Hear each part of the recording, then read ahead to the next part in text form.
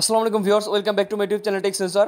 তো আপনারা স্ক্রিনে দেখতে পাচ্ছেন যে একটা পোর্ট্রেট মোডের পিকচার আমরা এক ক্লিকে কীভাবে এভাবে আমরা এক্সপান্ড করে ফেলতে পারি, অর্থাৎ এআই এক্সপান্ড। আজকে টিউটোরিয়ালটা খুবই ইম্পর্টেন্ট হতে যাচ্ছে, কারণ আমাদের এরকম অনেকের এরকম পিকচার থাকে ছোটো, যে ইমেজের ডান সাইড বাম সাইডে কোনো জায়গা থাকে না, কিন্তু আপনি চাইলে এইভাবে খুব সহজে আপনার যে কোনো পোর্ট্রেট সাইডের ইমেজকে এরকম ল্যান্ডস্কেপ করতে পারবেন, অর্থাৎ আপনার ইমেজটা এক্সপান্ড করতে পারবেন এআইয়ের মাধ্যমে। এরকমভাবে দেখতে পাচ্ছেন আপনারা চমৎকারভাবে করতে পারবেন, যে কোনো কেউ ভুল ধরতে পারবে না। খুবই চমৎকার একটা টিউটোরিয়াল আজকে আপনাদের সাথে শেয়ার করবো। তো কথা না বলে সরাসরি আমরা চলে যাচ্ছি টিউটোরিয়ালে। এই জন্য আপনাদের একটা অ্যাপসের প্রয়োজন পড়বে। প্লে স্টোরে এসে আপনারা ডাউনলোড করে নেবেন ফটো লিপ অ্যাপস। এটা চাইলে আপনার প্লে স্টোর থেকে অথবা গুগল ক্রোম ব্রাউজার থেকে ডাউনলোড করতে পারেন। তো ফটো লিপ অ্যাপসটা ওপেন করার পরে আপনাদের সাথে ঠিক এরকম একটা ইন্টারফেস শো করবে। এখান থেকে আমরা দেখুন এডিট ফটোতে ক্লিক করব।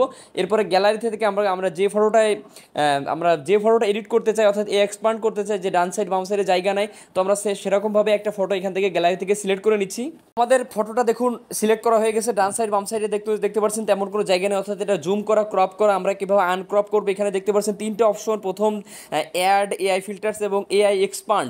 এই 3 নম্বরটাই আমাদের কাজ। আমরা এই এআই এক্সপান্ডে ক্লিক করবো এবং আমি কোন সাইজের ইমেজ এটা তৈরি করতে যাচ্ছি কীভাবে সেটা এখান থেকে আমি সিলেক্ট করে নিব, যে 4:3 বা 3:4 এখানে কভার ফটো বা যেটা আপনার প্রয়োজন। তো আমি এখানে 16:9 দিয়ে আপনাদের দেখানোর পরে জাস্ট উপরে এআই এক্সপ্যান্ডের ডান সাইডে তীর চিহ্নতে আমরা ক্লিক করে দেবো।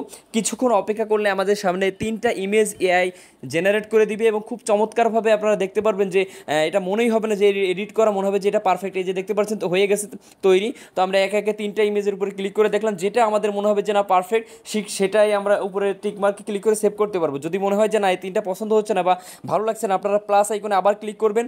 প্লাস আইকনে ক্লিক করলে কিছুক্ষণের মধ্যে আরও 3টা ইমেজ জেনারেট করে দিবে। এভাবে যতবার ক্লিক করবেন 3টা করে জেনারেট করে দিবে। একটা না একটা আপনার পছন্দ হবেই।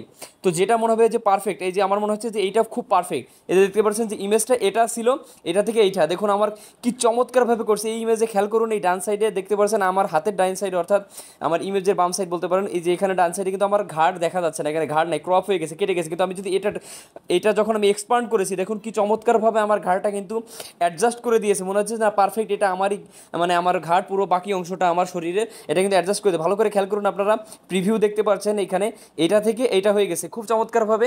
এবারে আপনারা কী করবেন, উপরে ডট টিক মার্কে ক্লিক করবেন, এবার সেভে ক্লিক করবেন। সেভে ক্লিক করলে আপনার গ্যালারিতে ইমেজটা কিন্তু সেভ হয়ে যাবে। তো এইভাবে খুব সহজে কিন্তু আপনি আপনার যে কোনো পিকচারকে জাস্ট এক ক্লিকে এভাবে এক্সপান্ড করে নিতে পারবেন। তো আশা করি ভিডিওটা আপনাদের ভালো লেগেছে। যদি ভালো লেগে থাকে একটা লাইক করবেন, বন্ধুদের সাথে শেয়ার করবেন এবং আরও এরকম টেকনোলজিক্যাল ভিডিও পেতে টেক সেন্সর চ্যানেলটি সাবস্ক্রাইব করে সাথেই থাকবেন। ধন্যবাদ সকলকে।